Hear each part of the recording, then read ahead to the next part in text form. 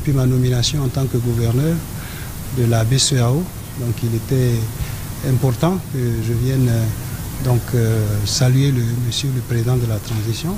Nous avons saisi cette opportunité pour présenter un peu au président de la transition l'évolution de la situation économique, l'inflation. Nous avons parlé un peu de l'amélioration de l'inflation dans la région, la perspective de croissance qui sont quand même soutenues dans le secteur agricole, dans le secteur minier et dans le secteur des services dans la région, et toutes les questions qui sont liées bien sûr au financement des économies.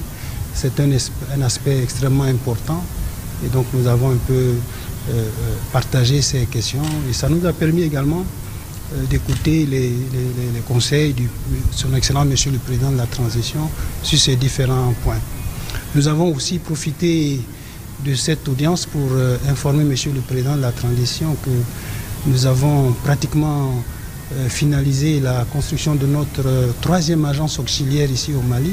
On va ouvrir en 2024 à Caille. Les autorités nous diront à peu près à quel moment on pourra procéder à l'inauguration de cette agence qui va venir renforcer le maillage des agences de la Banque centrale dans tout le pays, et qui va venir renforcer la capacité de la Banque centrale à accompagner les banques dans pratiquement l'ensemble du pays.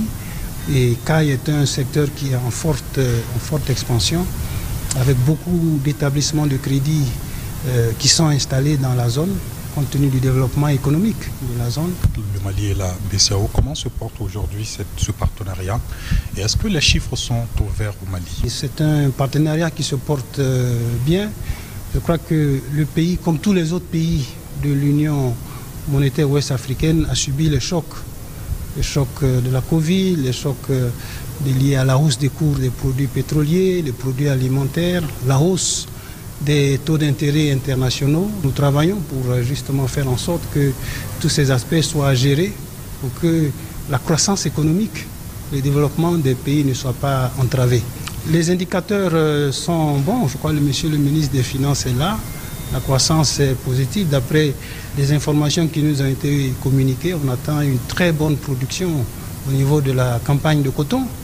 Et donc ça, évidemment, c'est très positif pour le Mali, mais aussi pour la région. Et la production de l'or, vous savez que l'or est un secteur clé aussi pour le Mali.